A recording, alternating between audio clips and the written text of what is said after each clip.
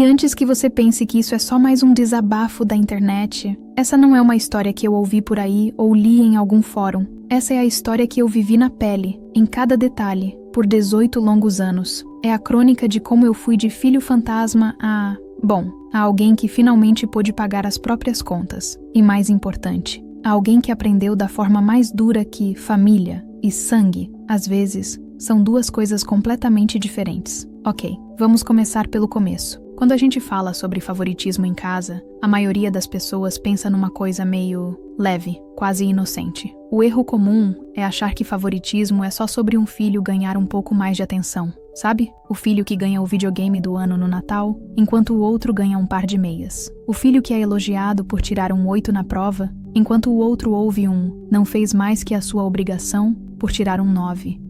É aquela imagem clássica. A mãe que sempre acha o bolo do filho favorito mais gostoso. O pai que sempre ri mais alto da piada do filho favorito. Injusto? Sim. Chato? Com certeza. Mas a gente tende a pensar nisso como uma falha de caráter dos pais. Uma espécie de miopia afetiva. Eles simplesmente não conseguem evitar, coitados. E a gente, que tá de fora, ou até quem tá dentro e sofre com isso, muitas vezes minimiza. Ah, é o jeito deles. Eles amam os dois, só demonstram diferente.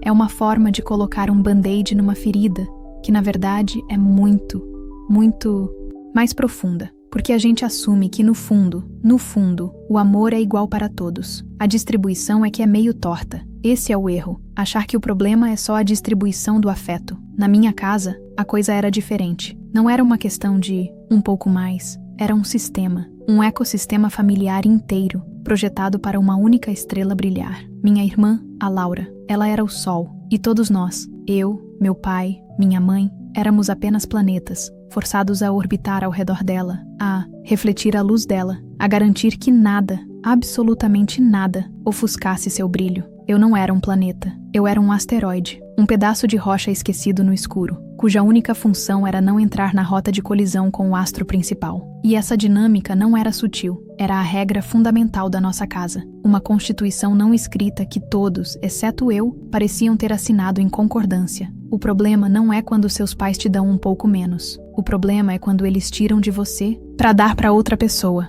E aqui vem a verdade que pouca gente fala, talvez porque seja dolorosa demais para admitir. O favoritismo, quando chega a um nível extremo como o meu, não é sobre preferência, é sobre sabotagem. Pensa comigo, a gente tem a imagem de pais como jardineiros. Eles plantam as sementes, regam, adubam e torcem para que todas as suas plantinhas cresçam fortes e saudáveis, cada uma no seu tempo, cada uma com sua beleza, certo? Na minha família, a jardinagem era invertida. Meus pais eram jardineiros que, ao verem uma planta crescendo um pouco mais rápido, um pouco mais viçosa, corriam com a tesoura.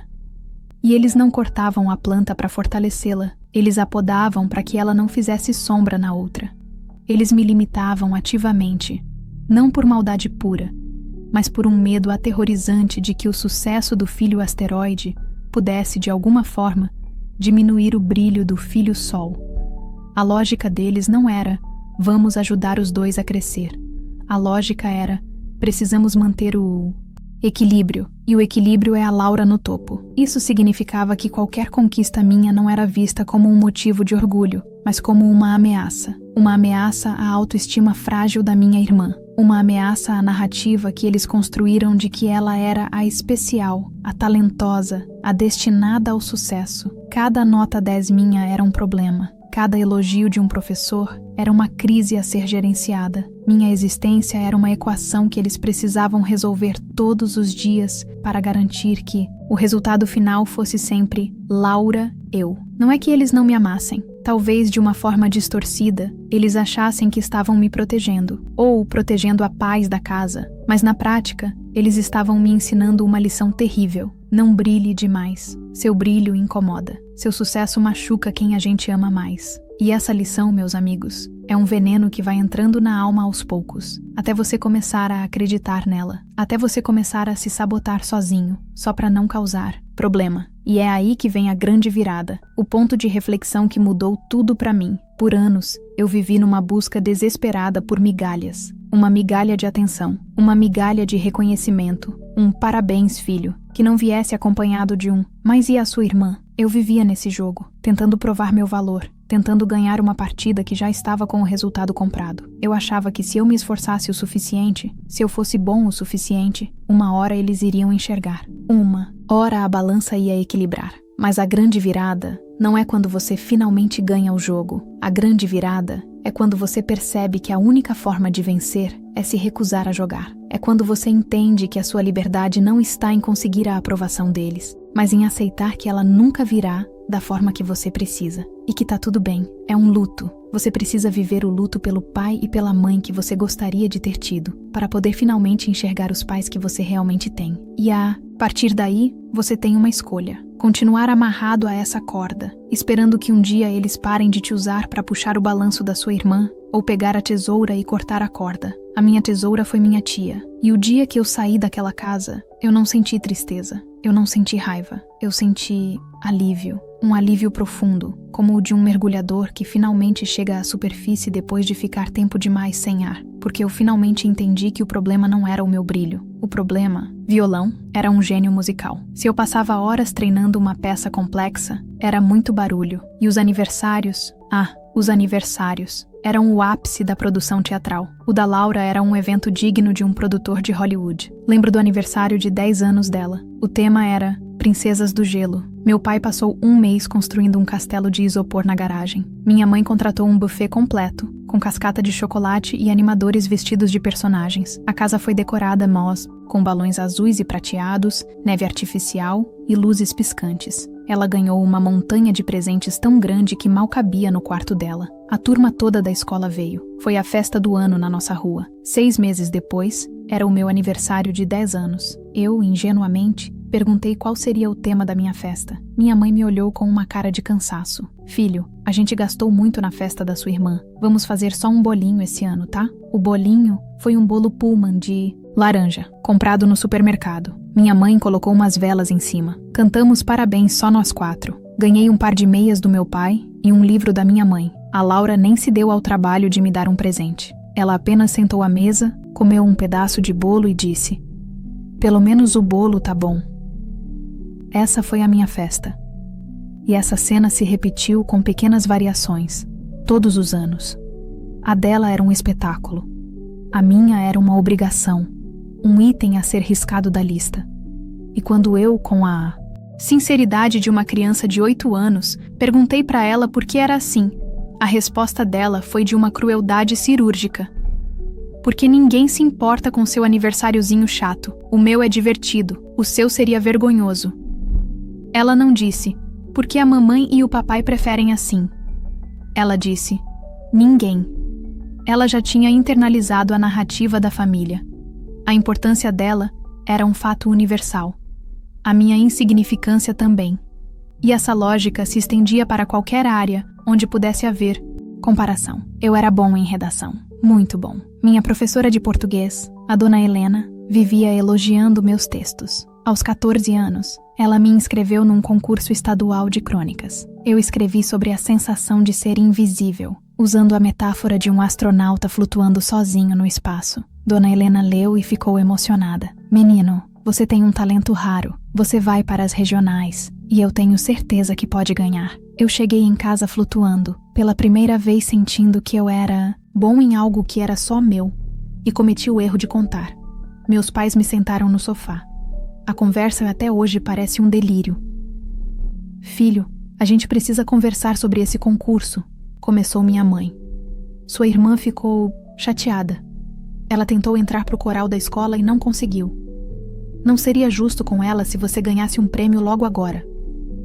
Eu não conseguia acreditar. Mas o que uma coisa tem a ver com a outra? Meu pai interveio, com sua lógica de apaziguador. Pense na sua irmã.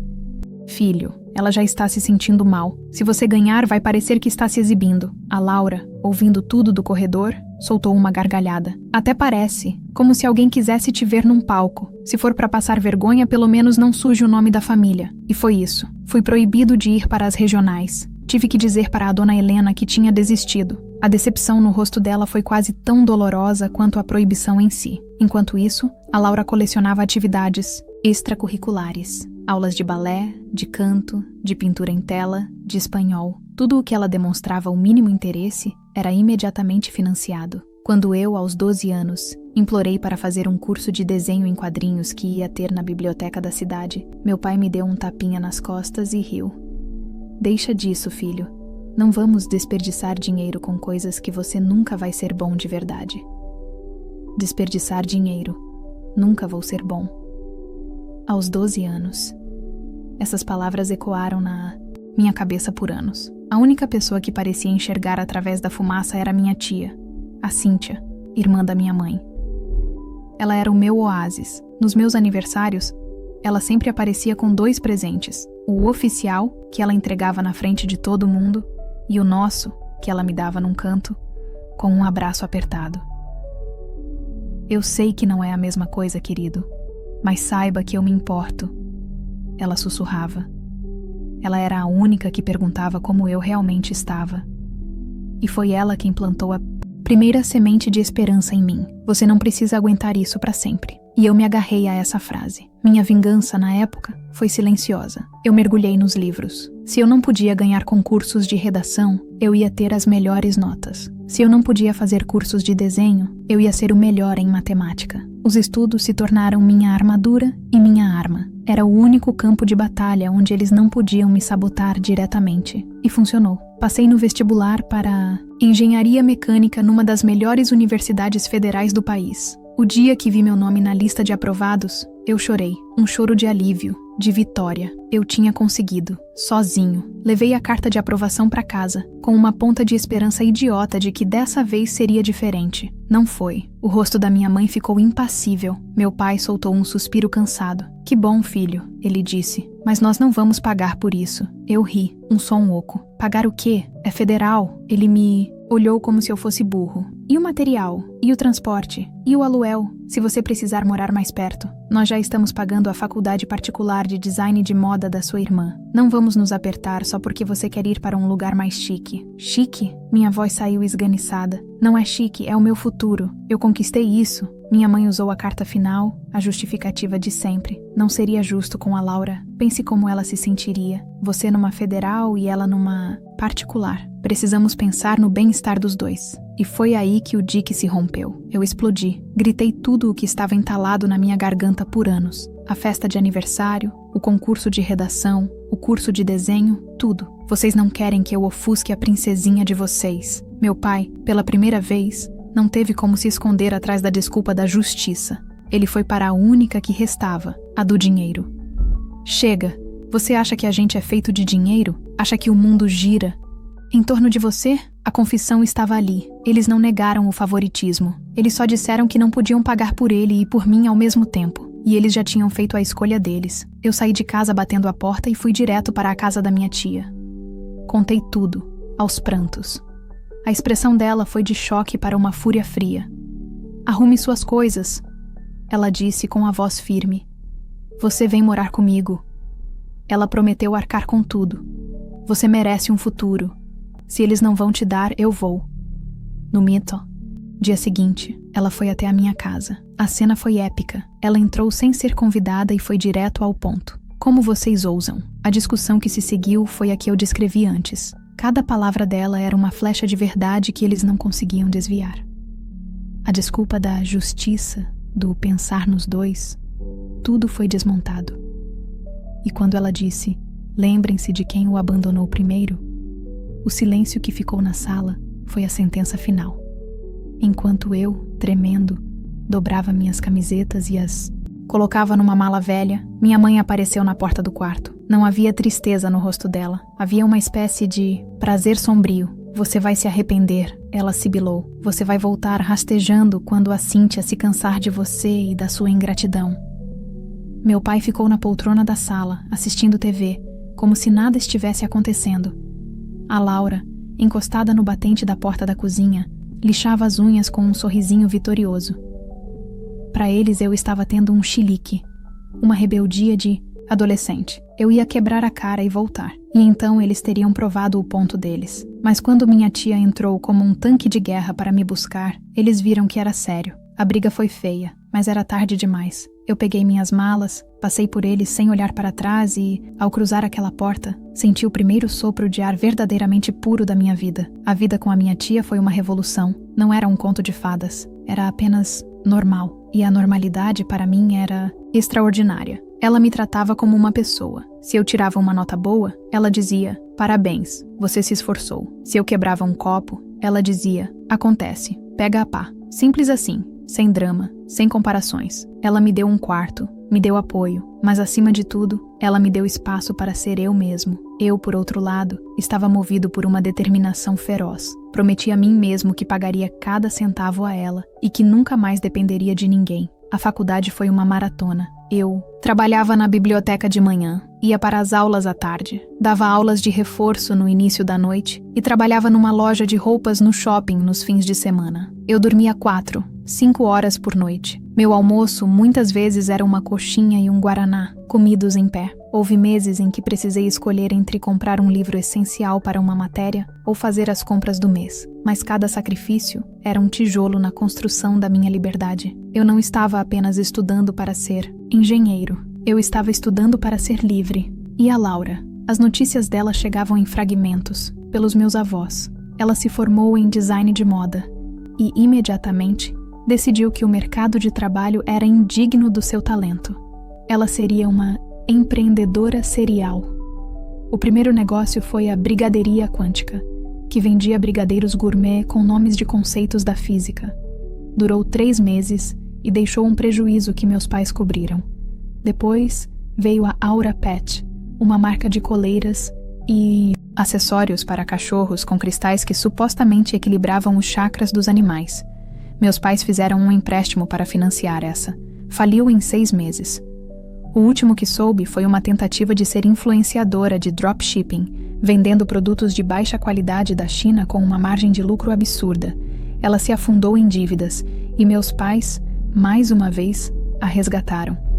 Cada fracasso era culpa do mercado, dos clientes que não entendiam a visão, ou da falta de investimento inicial. Nunca, jamais, era culpa dela. Ela era a visionária incompreendida. Meus pais, cegos pela adoração, continuavam injetando dinheiro, vendendo o almoço para comprar a janta, tudo para manter a fantasia de que a filha deles era um gênio prestes a explodir. Quando me formei, meu currículo parecia o de um veterano de guerra. Consegui um emprego numa grande construtora antes mesmo de colar grau. Meu primeiro salário foi quase todo para a minha tia, o início do pagamento da minha dívida de gratidão. Anos se passaram. Eu fui promovido, mudei para um apartamento melhor e, finalmente, comprei meu próprio apartamento. Pequeno, mas meu. O dia da assinatura foi um dos mais felizes da minha vida. Minha tia estava lá e os olhos dela brilhavam de orgulho. Você conseguiu, meu querido, sozinho. Naquele mesmo mês, soube que meus pais tinham feito uma segunda hipoteca da casa para financiar a nova startup da Laura,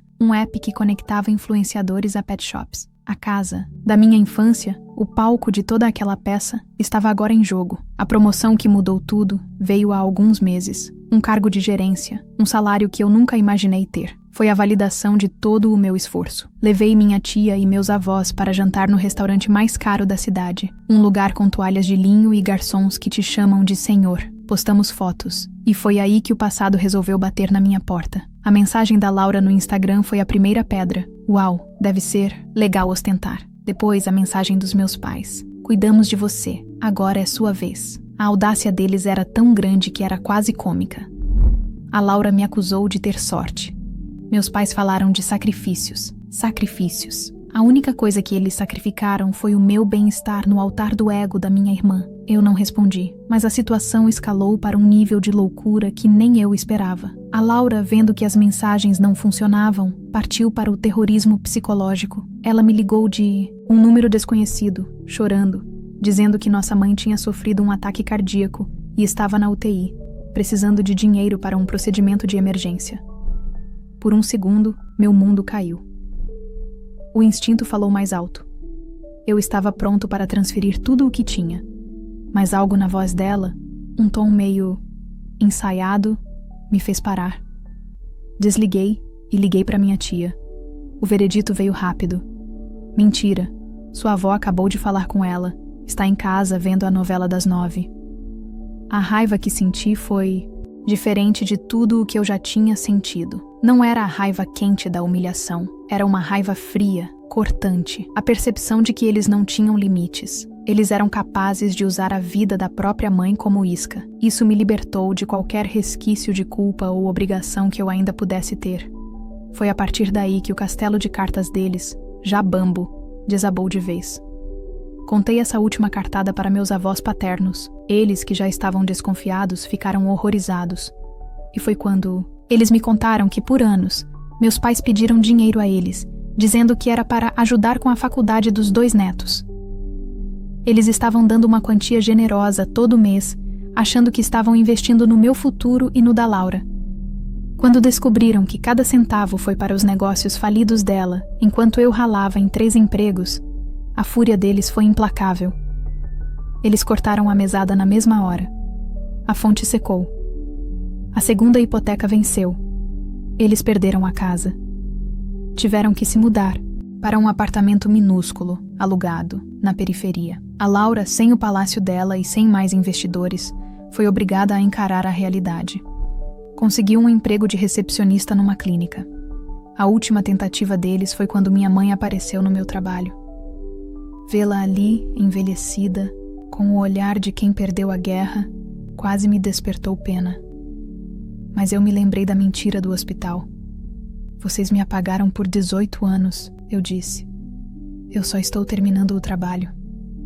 Foi a última vez que nos vimos. Hoje, estou noivo da Sofia, uma mulher maravilhosa que conhece cada detalhe dessa história e me admira por ter sobrevivido a ela. Compramos uma casa, com quintal, e nossos domingos são cheios de churrascos com minha tia, meus avós e amigos de verdade. Outro dia, uma prima me contou que viu a Laura no trabalho. Disse que ela estava reclamando que a vida era injusta, que ela tinha tanto potencial, mas o mundo não a reconhecia. E eu pensei, talvez ela estivesse certa. A vida é mesmo injusta. Só que, pela primeira vez, a injustiça não estava batendo na minha porta. Eles passaram a vida toda com medo que eu fizesse sombra nela. E no fim, a única coisa que a deixou no escuro foi a própria incapacidade de gerar luz. E eu aprendi a ser o meu próprio sol. E cara, a vista daqui de cima é incrível, mas vamos ser honestos. Chegar até aqui, até essa vista incrível, não foi como virar uma chave. Não foi um sair de casa e virei o rei do camarote. Foi um processo